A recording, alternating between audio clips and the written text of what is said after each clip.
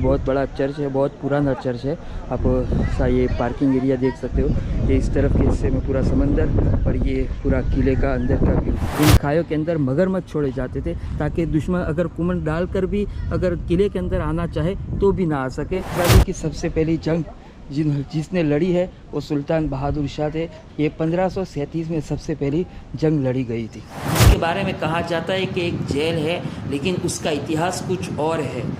अस्सलाम वालेकुम दोस्तों, welcome back to my channel. एक नया दिन एक नई वीडियो के साथ। आज हमारा दीव में दूसरा दिन है और आज हम एक्सप्लोर करने वाले हैं दीव फोर्ट, जिसको किला कहा जाता है। अभी हम सब रेडी हो चुके हैं, अब हमारे दोस्त भी रेडी हो चुके हैं सब। अब यहाँ से हम चेकआउट करेंगे 10 बजे के आसपास। चेकआउट करके सीधा हम जाएंगे फोर्ट और उसका इतिहास आपको बताने की कोशिश करेंगे। बहुत पुराना इतिहास है और बहुत इंटरेस्टिंग इतिहास है इसका, तो आपको वीडियो पर बराबर बनी रहिएगा, बिल्कुल स्किप न कीजिएगा। यहाँ से अब चेकआउट करते हैं अपने रूम से। अब चेकआउट करके हम सीधा फोर्ट की ओर चलेंगे। ऊपर का ऐसे देख लो, हाँ वो चाबी ला रहा है तो ऊपर का ऐसी गाड़ी देख लो। शुक्रिया, पैसे दे दिए, हो गए। तो चलिए अब फोर्ट की ओर जाएंगे। हम लोग पहुंच चुके हैं किले के पास। आप देख सकते हो ये सामने किला है और ये पार्किंग एरिया है। यहाँ हमने अपनी गाड़ी पार्क की और पार्किंग प्राइस है 50 रुपीज़। हम सीधा यहाँ से अब किले के अंदर जाएंगे और ये सामने गेट है इस तरफ के हिस्से में। यहाँ से हम एंट्री करेंगे किले के अंदर। यहाँ से हम टिकट ले लेंगे एंट्री की, फिर सीधा यहाँ से हम एंटर होंगे।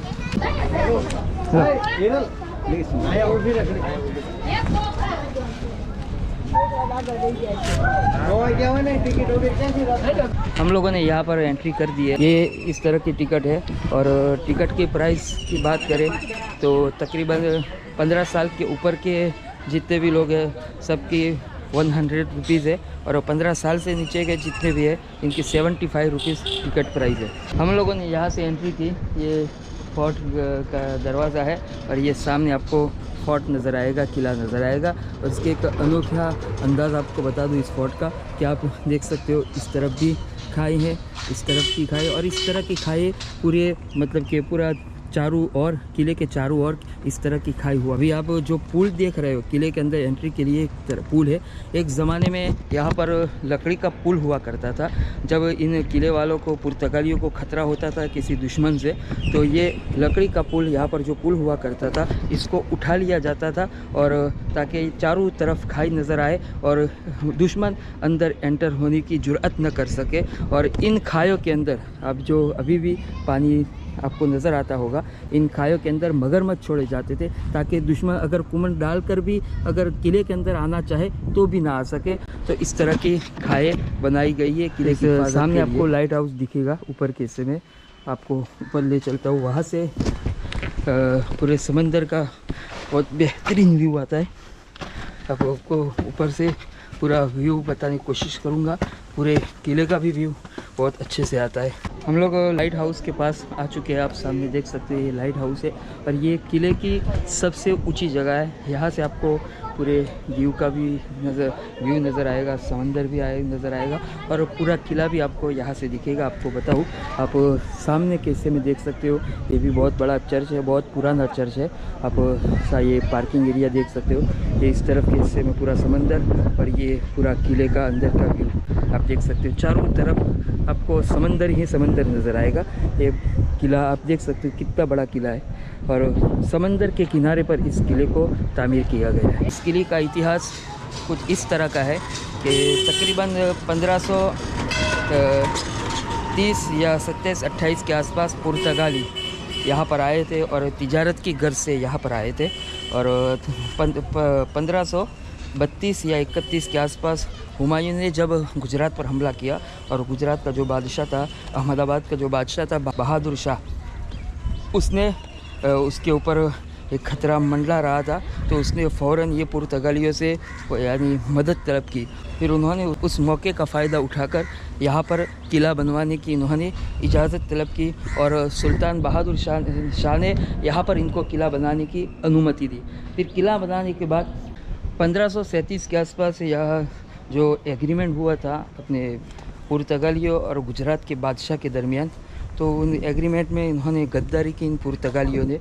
फिर गुजरात का जो बादशाह था सुल्तान बहादुर शाह ने इनके खिलाफ़ जंग छेड़ दी और इस जंग के अंदर सुल्तान बहादुर शाह जो गुजरात का सुल्तान था, अहमदाबाद का सुल्तान था, ये इस जंग में शहीद हुए और मारे गए।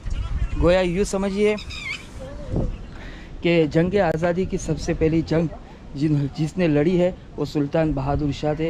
ये 1537 में सबसे पहली जंग लड़ी गई थी। देख सकते हैं यहाँ पर ये तोपें पड़ी हुई है। यहाँ पर अमरेली के अंदर 2012 के आसपास में तरावी वहाँ पढ़ाता था, तो वहाँ के लोगों ने बताया था कि जब वहाँ के जो बूढ़े थे इन्होंने बताया था कि जब यहाँ की जंग लड़ी जा रही थी ये इंडियन फौजी और पुर्तगालियों के ख़िलाफ़, तो यहाँ के जो तोप के गोले जो छूटते थे, पुर्तगाली जो छोड़ते थे, तकरीबन 7-8 किलोमीटर तक इनके तोप के गोले जाते थे। इतनी मजबूत तोपें हुआ करती थी और इसका आवाज़ 80 किलोमीटर तक सुनाई दिया जाता था। ये पूरे द्वीप पर इन्होंने कब्ज़ा कर लिया इन पुर्तगालियों ने और तकरीबन 450 साल तक इन पुर्तगालियों ने यहाँ पर हुकूमत की और 1962 के आसपास यहाँ पर हमारे इंडियन फ़ौजी ने इस द्वीप को आज़ाद करवाया था पुर्तगालियों से। 7-8 किलोमीटर तक इन तोपों का गोला जाता था और यहाँ पर हमारी इंडियन आर्मी ने किस तरह इसको आज़ाद करवाया आपको बता दूँ कि चारों तरफ आपको समंदर नज़र आ रहा है। जी, चारों तरफ आपको समंदर नज़र आ रहा है और चारों तरफ से इस किले को इंडियन आर्मी ने घेर लिया था। उसके बाद इन्होंने यहाँ पर इन पुर्तगालियों से इसको आज़ाद करवाया था। इस किले के अंदर जहाँ तोपें रखी गई थी वहाँ पर कुछ कुएं टाइप था कि यहाँ पर तोपें जब चलाई जाती थी तो तोपों को जब चलाते वक्त ये पानी में चले जाते थे, क्योंकि उसका आवाज़ इतना ख़तरनाक आवाज़ होता था कि कान के पर्दे फाड़ देवे, क्योंकि पानी में चले जाने के बाद इतना महसूस नहीं होता था। मैंने बताया कि ये 80 किलोमीटर तक इन तोपों की आवाज़ सुनाई देती थी। देखिए आपको इस तरह के गेट इस किले में बहुत सारे नज़र आएंगे और बहुत बड़ा किला है। अब यहाँ से हम समुद्र के किनारे पर जो तोपें रखी हुई है उस तरफ के हिस्से में जाते हैं। देखिए यहाँ पर हर जगह तोपें रखी हुई है। इस तरफ के हिस्से में ये सैनिक यहाँ पर खड़े रहकर किले की हिफाजत किया करते थे और जंग के मौके पर यहाँ से सैनिक जंग लड़ते थे इंडियन आर्मी से और यहाँ के तोप के गोले छोड़े जाते थे। तक मजबूत ये तोपें हैं, ये किले पर सब जगह लगाए हुए इस तरफ के हिस्से में और ऊपर के हिस्से में भी ये तोपें रखी हुई है। ये सैनिक इन तोपों के ज़रिए अपने किले की हिफाजत किया करते हैं। आपको समंदर के बीच जो एक छोटा सा किला नज़र आ रहा है जिसके बारे में कहा जाता है कि एक जेल है, लेकिन उसका इतिहास कुछ और है। बाद में उसको जेल में कन्वर्ट किया गया, लेकिन उसको जिस मकसद के लिए बनाया गया था उसको कोई नहीं बताता। मैं आपको बता दूं कि गुजरात का जो सुल्तान था उसका एक गवर्नर था मलिक अयाज। उसने यहाँ पर समंदर के बीच एक छोटा सा किला बनवाया था। वो इस मकसद के लिए बनवाया था कि बाहर से जो जहाज़ आते थे तिजारत की गर्ज से, तो उसकी निगरानी के लिए उसको बनाया गया था। और उस किले से लेकर साहिली समंदर तक नीचे पानी में एक चैन रखी गई थी मजबूत, इससे दुश्मनों के जहाज़ को रोकने के लिए इसको रखा गया था इस चैन को। और बाद में जब पुर्तगालियों ने यहाँ पर कब्ज़ा किया तो उसको इन्होंने जेल में कन्वर्ट किया और उसमें जो उनके मुजरिम होते थे उसको उन मुजरिमों को उस जेल में रखा जाए। इस किले का एक अनोखा अंदाज़ हमने देखा तामीरी का कि इन पुर्तगालियों ने जो किले का जो तामीरी अंदाज़ अपनाया है, चारों तरफ खाई है, इस तरफ इस 3 हिस्से की तरफ खाई है और पीछे के हिस्से में समंदर है और जहाँ से एंट्री गेट है वहाँ पर भी खाई है और उसके ऊपर पुल बनाया है ताकि अगर कोई भी खतरा हो तो पुल को उठा दिया जाता और दुश्मन अंदर, यानी किसी भी हर तरह से इस किले को इन्होंने मजबूत बनाने की कोशिश की थी, जिसकी बिना पर ये इन्होंने 450 साल तक यहाँ पर हुकूमत की थी।